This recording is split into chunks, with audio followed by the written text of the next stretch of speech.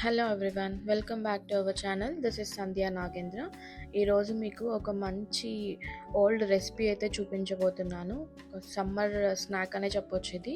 ఇది ఖచ్చితంగా 100లో 90% తెలిసి ఉండకపోవచ్చు.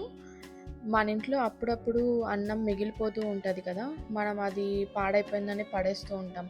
అలా మిగిలిపోయి ఉన్నప్పుడు ఆ అన్నాన్ని మనం ఆరబెట్టుకొని మనం వాటిని స్నాక్గా ప్రిపేర్ చేసుకోవచ్చు.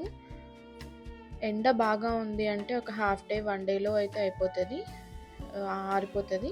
లేదా మనం ఫ్యాన్ గాలికైనా పెట్టవచ్చు, ఒక 2 డేస్ పడుతుంది.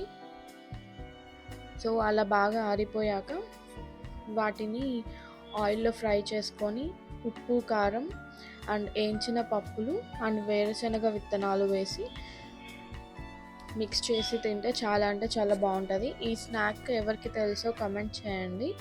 అండ్ మీ సైడ్ ఏమంటారో ఈ స్నాక్ నేమ్ కమెంట్ చేయండి, సో దట్ నాకు తెలుస్తుంది. ఇంకా కొందరైతే ఉప్పు బియ్యం అని కూడా అంటారు.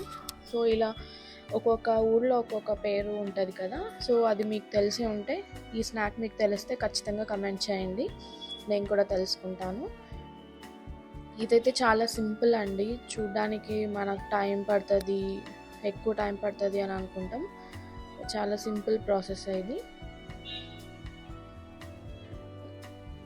ఆయిల్ కూడా తక్కువే పడుతుంది వీటికి.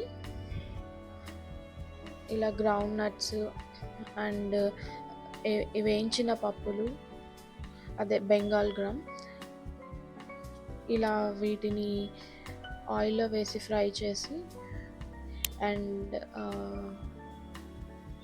మనం ఎండబెట్టిన అన్నంని ఆయిల్లో ఫ్రై చేసి వాటిలో ఉప్పు, కారం మిక్స్ చేసుకొని తింటే చాలా అంటే చాలా బాగుంటుంది.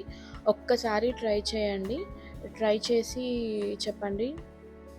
ఎవరైనా ట్రై చేయకపోతే అండ్ తెలియకపోతే ఖచ్చితంగా ఇది ఒక్కసారి ట్రై చేయండి.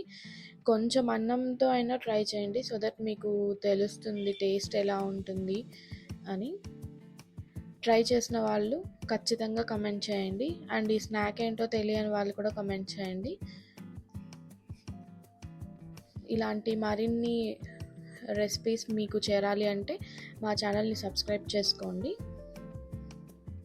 ఇలాంటి సింపుల్ రెసిపీస్ అండ్ ఇంకా అదర్ వీడియోస్ కూడా మీకు like fashion, shopping and outfits, travel vlogs ఇలాంటివి చాలా షేర్ చేస్తూ ఉంటాము.